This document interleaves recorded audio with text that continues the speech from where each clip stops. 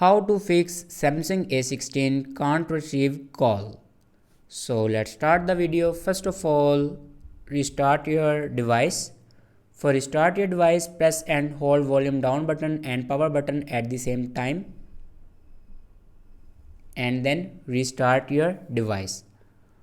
After starting your device, your problem will be fixed. If it doesn't fix your problem, then scroll down and turn off do not disturb. If you turn on do not disturb, then turn it off. After turning off do not disturb, then open settings. In settings, scroll down and click on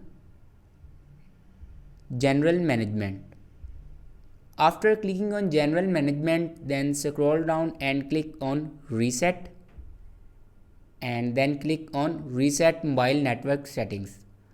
After reset the mobile network settings, your problem will be fixed. If it doesn't fix your problem, then reinsert your SIM. After inserting your SIM, your all the problems and glitches will be fixed. Thanks for watching this video.